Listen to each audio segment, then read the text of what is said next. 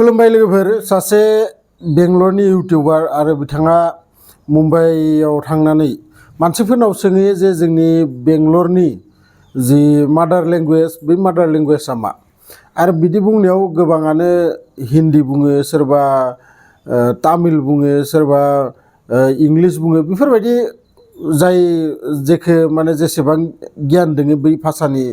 बिसय एसेबांनो बुङो नाथाय बै बेंगलरनि अरिजिनेल मादार लेंगुवेजआ जाबाय मा कन्नड़ जायखो कानाडा भाषा होननानै जोङो मिथिनो मोनो नाथाय बे कानाडा भाषाया दिनै माने गोमानायनि लामायाव आरो बे गोमानायनि लामाया मानि थाखाय जादों बेंगलरखौ नोंथांमोना गासैबो मिथिगौ जोंनि इन्डियानि माने 3 नाम्बाराव दोङो ओरैबायदि माने बेयाव इन्डास्ट्रि बा ओरैबायदि आईटी कम्पानि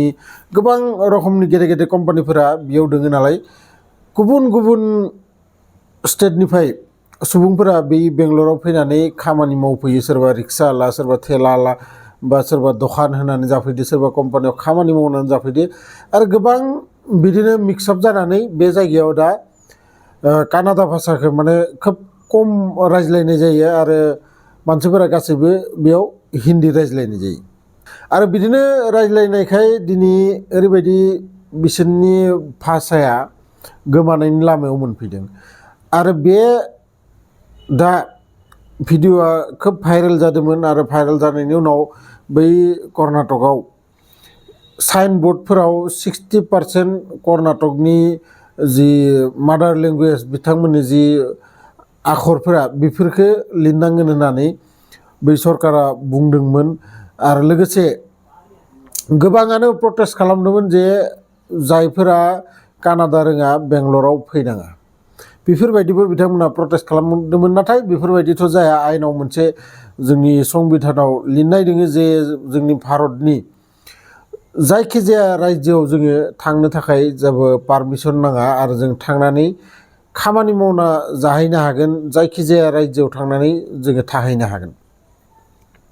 बेफोरबायदि जोंनि संबिधानाव दोङो आरो बे गासै बाथ्राखौ आं बुंनायनि थांखिया बेनो जे दिनै तामिलनाडुआव बेफोरबायदिनो मोनसे दावराव जाबाय दोङो हिन्दी भाषाखौ लानानै आरो बे भाषाखौ लानानै दिनैल' नङा गोबां जुग जुगनिफ्रायनो मोनसे आन्दलन सालायगासिनो दोङो बै साउथ इन्डियायाव आरो साउथ इन्डियायाव बे दावरावा सालायनाया मोनसेल' कारन बे हिन्दी भाषाया जेराव जेराव हिन्दी भाषाखौ माने मोनसे स्कुलफोरावनो जाथो बा रायज्लायनायावनो जाथो जेराव बांसिन इउज खालामनाय जायो बै जायगायाव मा जाहोलांदो निजेनि जि मादार लेंगुवेज बे मादार लेंगुवेजआ गोमालांगासिनो दोङो जेरै गुजरातआव नाय आजिखालि गुजराती खैजोन मानसिया रायज्लायो बांसिनानो हिन्दी रायज्लायो पान्जाबाव नाय पान्जाबाव पान्जाबी खोब खम मानसिया रायज्लायो बांसिनानो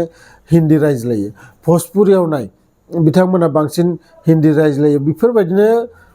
गोबां भाषाया गोमालांदो आरो बिनि थाखायनो दिनै दा सरकारा 2000आव मोनसे रुल्स दिहुनदोंमोन जेराव स्कुलफोराव गोदो 2 लेंगुवेज मोनसे फर्मुलामोन आरो दा 3 लेंगुवेज फर्मुला मोनसे नीति दिहुनदो माने नियम आरो बे नियमा ओरैबायदि जे स्कुलाव 3 भाषा सिखायनांथारगोन आरो बे भाषा 3नि गेजेराव जाबाय इंलिश मोनसे आरो निजेनि जि मादार लेंगुवेज मोनसे आरो बिनि उनाव जायखिजाया नोंथांनि जि गोसो बेखौनो मोनसे आरोबाव एक्सट्रा भाषा सिखायथारनांगोन होननानै नाथाय बेफोरो सब थिग दोङो संस्कृति भाषा बेफोरो गासैनि थाखायबो बराबर जोंबो जोंनि भाषाखौ जोबोद मोजां मोनो जोंबो साना जे जोंनि भाषाया गोमालांथों होननानै नाथाय तामिलनाडुआव ओरैबायदि जाहैदो मोनसे पलिटिक्स जाहैदो बे जाबाय बिराद डेन्जार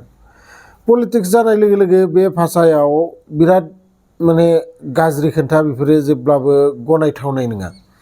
बेयाव बे तामिलनाडुनि जि CM बिथाङा बुंदों जे जोंखौ मानो हिन्दीखौ लानो थाखाय नोंथांमोना जबरदस्ति खालामफैदों जोङो 2 लेंगुवेज फर्मुलाखौनो जोङो इउज खालामगोन नाथाय सरकारा बुंदों जे जोङो रावखौबो हिन्दी ला होननानै बुंनो थाङाखै आरो 3 लेंगुवेज होदोबाबो जोङो बुङाखै जे नोंथांमोना हिन्दीखौ लाथारनांगोन होननानै नोंथांमोननि गोसो नोंथांमोना जि नोंथांमोननि मादार लेंगुवेज तामिल लोगोसे इंलिश बेनि उनाव नोंथांमोना कन्नड़ भाषा ला जेरै कानाडा भाषा बा नोंथांमोना तेलुगु ला बेफोरबायदि माबा मोनसे लाबानो जाबाय जोंथ' बुङाखैना जे हिन्दी भाषाखौ नोंथांमोना लाथारनांगोन होननानै आरो बे दावराव पलिटिक्सनिफ्रायनो बे दावराव दावसिनिफ्रायनो दा मा जाबाय दोङो रेल स्टेशनफोराव थांबाय दोङो सुबुंफोरा जि हिन्दीजों लिरनाय थायो बेखौ खोमोरबाय दोङो साइन बर्डफोराव जि सरकारनि अफिसफोराव साइन बर्डफोराव हिन्दीजों लिरनाय दोङो बेफोरखौ खोमोरबाय दोङो नाथाय बेफोरजों जेबो मोना बा बेफोरजों जेबो मुलाम्फा जाया आरो बिदिनो लासै लासै बे दावरावा जुदि आरोबाव थांनाय दावरावनि रखम नोंथांमोना मिथिगो थांनाय बाराव दावराव जानायाव जोंनि हिन्दी मानसि होनो जोंखौ माने जेसेबां तामिलनाडु कर्नाटकआव जेसेबां गुबुन स्टेटनिफ्राय मानसिफोर फैनानै खामानि मावफैयो थाफैयो बिथांमोनखौ गासैखौबो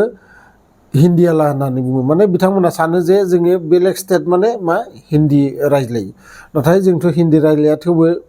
जोंबो हिन्दीयालायावनो गोलैयो आरो बिनि थाखायनो जोंनि थाखाय एसे गोब्राब जागोन माबोरै जे बेयाव जुदि बेफोरबायदि दावराव जायोबा बुलाय सुलायबो जानो हानाय आरो लोगोसे होखारलायनायबो बेफोरबायदि थायो जे गामि किसुमान सुबुंफोर उग्र टाइपनि थायो गामिफोराव बिथांमोना होनगोन जे बेयाव मानो थाफैदो थां नोंसोरनि स्टेटआव थांनानै नोंसोराव खामानि नाथाय आयेनफोरा बा जेब्लाबो पुलिसफोरा बेफोरबायदि बुङा बिथांमोना हेल्पबो खालामो आरो आं सानो जोबोद मोजां तामिलनाडु थानो थाखाय बा खामानि मावनो थाखाय आरो जोंनिबो मोनसे दायित्व जोङो जि जायगायाव फैनानै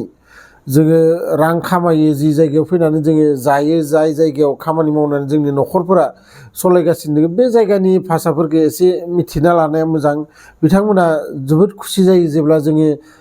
आसामनिफ्राय फैनानै बा सोरबा बिहारनिफ्राय फैनानै जुदि जोङो तामिल सिखायनानै जुदि जों तामिल रायज्लायोबा कर्नाटकआवबो बेफोरबायदिनो कानाडा भाषाफोरखौ जुदि रायज्लायनाय खोनायोबा बिथांमोना जोबोद खुसि मोनो रंजानाय मोनो जायखिजाया भिडिअआ रायज्लायबाय थाबा गोबां गोलाव जालांगोन थेवबो आङो दिनै गोबाव समनि उनाव सम दिहुननानै दसे नोंथांमोननि थाखाय बे भिडिअखौ लाबोबाय मोजां मोनोबाथाय लाइक शेयार कमेन्ट्स खालाम आरो जोंनि बर' हारियाबो बेफोरबायदिनो स्ट्रं जानांगौ भाषानि थाखाय बा जोंनि जि संस्कृतिनि थाखाय जोंनि जि कालसारनि थाखाय रावजोंबो गुबुन भाषाजों रायज्लायनो नाङा तामिलफोरा जेरै बिथांमोना हिन्दी रोंबाबो फार्स्टआव नोंथांजों हिन्दी रायज्लाया बिथांमोना निजिनि भाषाजोंनो रायज्लायगोन नोंथाङा बुजिदागि बुजि थिग बिदिनो जोंबो बिदिनो गरा जानांगो जोंबो बिदिनो जोंनि भाषाखौ सिगाङाव दोननांगो फार्स्ट नाम्बाराव बिनि उनावसो सेकेन्ड नाम्बाराव बै सिगाङाव थानाय सुबुङा जा रायज्लायदों बेखौ रोंगोबाथाय रायज्लायनांगोन नङाबा रायज्लायनो नाङा नोंथाङा जोंनि जायगायाव फैदोबाथाय जोंनि भाषाखौ सोलोंग्रो बेफोरबायदि जायखिजाया लोगो मोनगोन नेक्स्ट भिडिअ बिदिनो मोनसे इन्टारेस्टिं भिडिअ लानानै गोजोन्थों।